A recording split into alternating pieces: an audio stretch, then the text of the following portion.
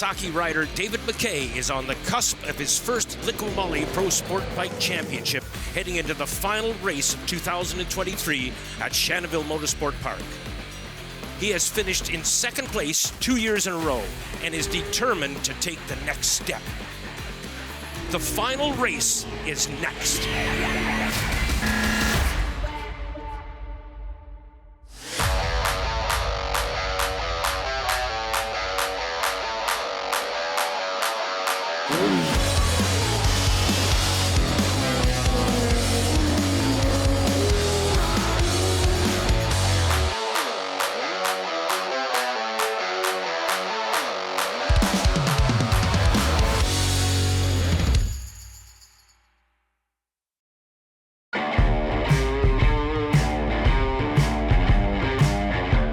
And welcome to Shannonville Motorsport Park for the final race of the 2023 Liqui Moly Pro Sport Bike Championship.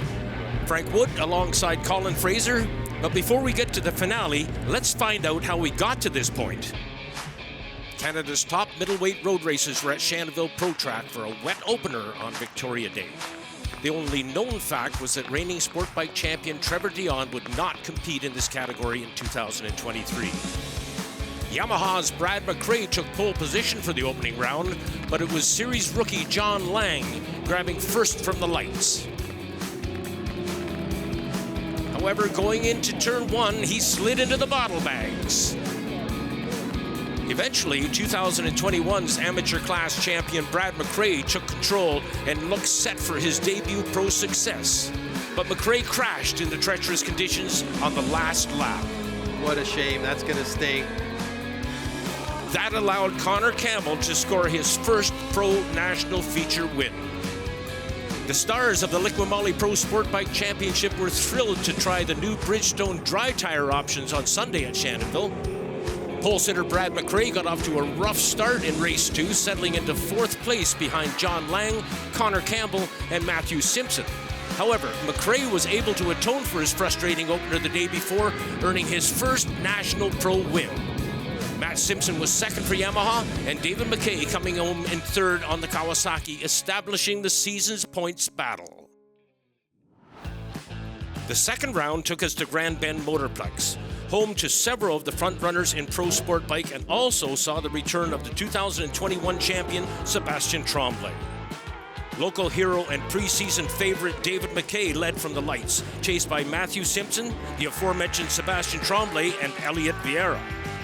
MacKay eventually pulled away for a solid victory on home ground, his first of the 2023 season and his third career pro sport bike victory. Matt Simpson, meanwhile, finished third in the race, falling 2 points behind MacKay for the overall championship lead. Race 4 of the Liqui Moly Pro Sport Bike Series got underway with MacKay grabbing yet another hole shot, chased by Tremblay, Simpson, and Vieira. Sébastien Tremblay was in fine form, challenging MacKay for much of the race. Tremblay looks much more comfortable at the beginning of the race here than he did yesterday. After a good dice, MacKay was able to hold off the former class king for his second win in a row, padding his championship lead over Matt Simpson, who finished in 4th. A storybook weekend for MacKay. Good work to him and his whole team. For MacKay, it was his 4th career victory and confirmed his preseason status as the championship favorite. In a makeup race for the cancelled round at the East Coast, Matt Simpson was doing his best to join the championship battle at CTMP when he slipped off in miserable conditions. This put MacKay into a great position atop the standings, but he too fell foul of turn 3. In a wild race, Alberta's John Lang edged Connor Campbell by 0.03 seconds, another first-time pro winner in his first year on the tour. A confident MacKay grabbed the lead from the start in race 2 at Old Mosport, chased hard by Elliot Vieira's Ducati and veteran Marco Souza's Suzuki. Vieira powered past for the lead on the back straightaway and won for the second year in a row at CTMP. Simpson was a strong second, while MacKay played it smart in third. Once again, MacKay took control of the start of the race 7 at CTMP, followed by Tremblay, Souza, and Vieira. Championship leader MacKay wasn't putting up a fight as Tremblay moved into the lead. Tremblay held off Vieira in a close finish, the Shaker's first victory of the year. Another third for MacKay extended his lead atop the point standings heading into the finals at Shannonville. Tremblay won race 8 yesterday. Up next, the finale. Stay with us. Portions of the Liqui Moly Pro Sport Bike Championship are brought to you in part by Joe Rocket, Economy Lube and Tire, and Importation Thibault. Closed captioning of the Liqui Moly Pro Sport Bike Championship is brought to you in part by Suron Canada, EBC Brakes and Clutches, Apex Cycle, and MotorcycleCourse.com. Welcome back to Shannonville Motorsport Park, Round 5, Race 9 of the 2023 Liqui Moly Pro Sport Bike Championships. A great crowd on hand for this one. Colin, let's have a look at our starting grid. On Friday, Brad MacKay was impressive, earning pole. Yesterday, he almost converted, but fell in a battle with Sebastien Tremblay. He'll be looking to make up some ground. Tremblay on the second row, surprisingly, after a crash during qualifying for him. There we see the rest of the grid, and can't miss out on Francis Martin, making his second start in the series, a star in the 2000s. When we get to the very back of the grid, there's going to be a couple of surprises. Some amateurs have completed their careers and are moving to pro immediately. Maverick Sear and Mackenzie Wheel were battling at the front of the amateur ranks. Now we see the pro twins racers, and Andrew Van Winkle has a very good chance at becoming the youngest ever champion today. And there's an overhead view of our track and a lap record that stood here at Shannonville since 2004, established by Pascal Picot on a Yamaha 144.7.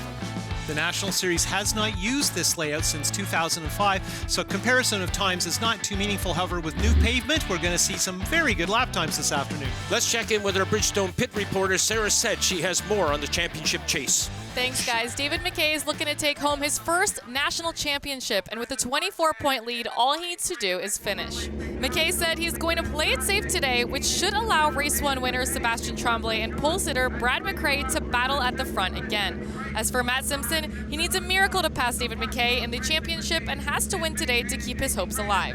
Back to you guys. MacKay can actually win this championship just by leading the first lap, Colin. Yeah, but that's going to be easier said than done, although I got to admit that he's been having fantastic starts lately. Well, obviously it is. There we go to the apex lights. They're on right now. Man, they were on for a long time. They've gone off now. We launch again and again. MacKay having a dreadful start. He did end up in third spot as a result of that, but it is David MacKay who has the race lead, and the only person that can beat him is right behind him. That's Matt Simpson on the Yamaha. I thought MacKay was going to put a pass on Simpson there for a moment, but it is David MacKay is leading. He's got to bring this thing home clean through this first lap, and the championship will be his. And I think Ryder having not a great start was Tremblay. He's pretty far back. Easy to mix up Tremblay and Martin's bikes, but I think Tremblay's 6th or 7th, and I think Martin is in front of him in the battle of the GSXRs. Well, Matt Simpson knows exactly what he has to do. It's win it or bin it for Matt Simpson. The point situation is such that actually MacKay has got to have problems in order for Simpson to take a championship here. Love what I see from Simpson. Very aggressive, and he knows he needs to get in front this lap, because if he doesn't, the championship is over. MacKay, of course, is doing some shopping of his own. MacKay could have won yesterday, had a tumble, and has had one of those years with a lot of promise, but not a lot of actuation at the front. And here we'll see just how careful MacKay's going to be. Yeah, he's not blocking at all. Let's see what plays out in the back straight between our two championship contenders. And here comes Matt Simpson now on the Blackstock Motorsports Yamaha. He has made the pass, and that may have robbed MacKay of that championship for now. We'll see how it plays out, of course, but MacKay right behind him, maybe going to try to take the lead and grab those 2 points. We'll see what happens as they make their way down towards Allen's corner. And these two are surprisingly far ahead of the others going into the final sequence of turns, and MacKay is right on top of our leaders. So he's more than on top. He's in reach out and touch distance. God, I thought he was going to run right into Simpson there. And Simpson, you saw him coming into Allen's corner. He had the back wheel off the ground. He's doing everything he possibly can to maintain that lead over MacKay. And MacKay, you would think that he'd be satisfied in just cruising around, grab up the points, and head home with the championship. That is not the case. He is racing. Well, two things I want to mention. A battle between the points contenders at the front is just wonderful in terms of the show. But look at Martin and Tremblay battling for third. This is terrific, too. And you know that those guys are thinking about joining in. The guy I thought would be right here right away is MacKay, and he has actually lost a little ground in the opener. He's coming in, actually, MacKay now catching up on Tremblay just a bit. And take note of the rider in 8th place right now. The number 4 bike is Maverick Sear. This is his first pro ride. He's already wrapped up the Amateur Sport Bike Championship and the Superbike Championship in 1 year, so we've moved him up a class, and he's doing very well indeed. Third generation nationally ranked rider on board a Triumph, has had an incredible season racing this year, has been at the front and amongst the front runners in all of the different disciplines he rides in, and now he's with some of Canada's very, very best riders. Yeah, he's with Lang, which is quite remarkable. Lang has been one of the breakout. Okay, so we just saw on board. Wow. That was, I think, Sear making a move on Lang. I don't know if it's stuck or not. He got the pass made. I'm sure he did. Out on the back straightaway. Man, he is brimming with confidence coming into this pro race. What a great effort, by the way, from Simpson. He's doing what he has to do. He's trying to push the pace, but MacKay is not going to get sucked into any kind of adventures. And, of course, both Tremblay and MacKay, right now 4th and 5th, are the two we expect to set the pace in this particular race. We'll see if Simpson can get far enough ahead to mean that those guys are all racing for second. And right now they're bottlenecked slightly behind our championship race leader, MacKay. And it is Martin running in 3rd spot right now. He's so disappointed after having problems at Canadian Tire Motorsport Park. He said at the beginning of this weekend, he says, I've got some redemption to make up for here. And Tremblay, look at that. He has finally got past Martin. The Battle of Quebec still on the go here, but Tremblay has taken the point in that particular race. Now we're going to see who can have a run at MacKay in second. Remember, he's trying to take that crown. Out front, Matthew Simpson's trying to pull away on that Yamaha, and we'll be back on TSN to see how our title battle plays out. We're back at Shannonville Motorsport Park for the finale of the Liqui Moly Pro Sport Bike class. We're working lap 3 of 12 just now. And here comes Sebastian Tremblay. Looked like his back end was sliding a bit there. He's made the pass on MacKay, Colin. And MacKay did not make that difficult. The door was wide open. The welcome mat rolled out. The screen was rolled up, so there was lots of fresh air. Nice and easy for Seb to make that move. And, of course, now MacKay is just going to try and fight that rear guard action, try not to lose too many spots. The problem for Simpson, he's doing everything he can. He looks so good at the front. He's pushing hard, but there's no one in the middle to make any difference, right? He's pulled away. Tremblay's going to come after him, and MacKay might make it too. We're going to have to see. Where is MacKay? Okay, MacKay is fairly far back, still in 6th. He's the other I'd be watching right now. Well, MacKay is the one I'm watching, and he just had a bit of a moment coming out of the hairpin. He was way too wide at this point in the race. The other thing is, Colin, he's got a bunch of riders in behind him, and you know if they start making a move and guys starting to get together close, stuff can happen. Yeah, stuff can happen, but MacKay just has to finish this one, and I think he's demonstrated this year that he can really use his head in these kinds of situations. Martin, of course, is just coming back after more than a decade's layoff, so I don't think in this sort of an aggressive situation he's necessarily going to be the guy who puts up the biggest fight. And as you can see, Sear has worked this up on the back of MacKay, so that's interesting. And not too recently, amateur national champion MacKay, and had just got it amateur national champion Sear battling for position. And you got to say, Frank, this speaks well of the future of the series. No kidding, especially when you consider that the motorcycle he's riding is an beautiful move by Elliot Vieira around the outside of Francis Martin. MacKay was sitting back and watching all that, and I don't doubt for a moment that Maverick Sear probably got a glimpse of that too, and he'll add that to his knowledge. Now let's watch the replay, and Francis Martin is saying to himself, you know, the last time I rode a GSXR 600, there were no Ducati twins in Liqui Moly Pro Sport Bike. But beautiful move there by Vieira, who we've discussed seems to be stuck on the wide line, but maybe some chassis adjustments from yesterday, Frank, have made that Ducati a little more maneuverable. And look at his position. They're second on the road in heavy traffic, and he looks like he's a little more comfortable working the bike. Of course, Vieira is fun to watch on whatever motorcycle he gets on.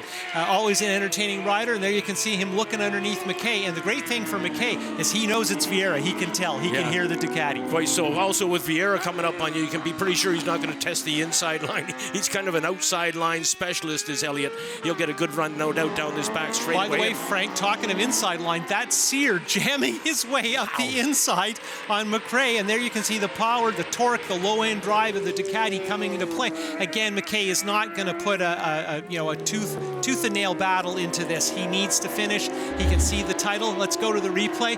MacKay on the wide line, almost on that curb, and then you can see the Ducati puts the power down oh so well, and Vieira, who is also physically a diminutive diminutive person, which is very helpful in the slipstream situation. And MacKay is not aggressive to pull back in. He's okay with that pass, and we'll see how it plays out. Oh, okay, we got a battle. Oh yeah, here comes Sebastian Tremblay, and all of a sudden Matt Simpson, who's had a ride by himself for the last few laps, now has company, and I'm talking close company now, as Sebastian Tremblay tries the inside line, doesn't quite work out, as Simpson, I won't say he slammed the door, but he certainly took the line away. Here comes Tremblay again, heading up into turn number 2. It's a right-hander, and Tremblay has the inside line on that. Not a dive bomb, just a nice, smart move on the brakes. He'd already challenged on the front straight. Of course, you love to show your team the kind of power you have to demonstrate right in front of their faces as you go by, and then make the move right afterwards. Now Simpson has to try and go with Tremblay, and it's going to be tricky. And of course, Simpson needs 3 or 4 friends to join in the fray. There are no friends, right? This is a battle, a 2-rider battle for the lead. I don't see anything happening with McRae, who was kind of my hope to be the guy, but I think he's just a little too far back at this point in 6th. Of course, he crashed yesterday. He may be feeling the consequences of that, and of course, maybe the B bike isn't quite as strong. Tremblay definitely showing well on his A bike, looking for his 3rd win in a row as he and Simpson head into the far west complex of this racetrack, and we'll be right back on TSN.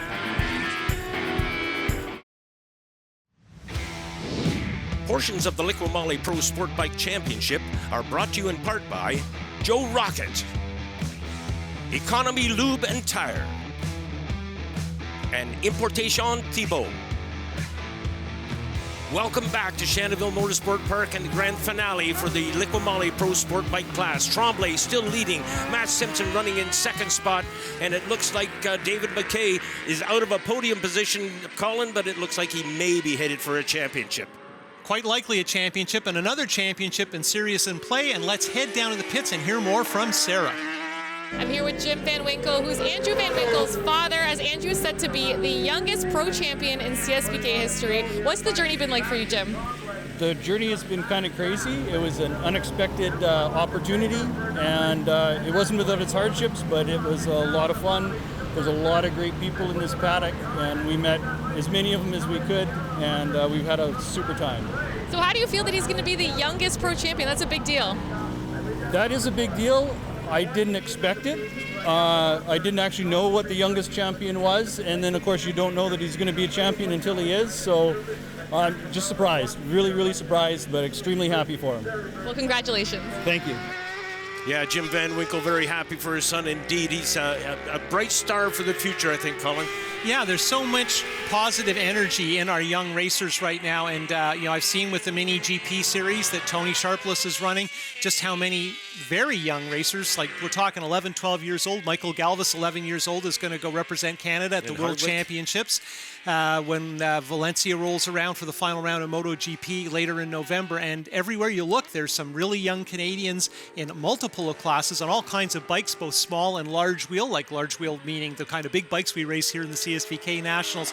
And everywhere you look, there's some really promising riders. We have a remarkable well of talent here in Canada. Sebastian Tremblay enjoying a large lead here, that the only rider it seems that can challenge him for that does not seem to have the gumption to get up and go.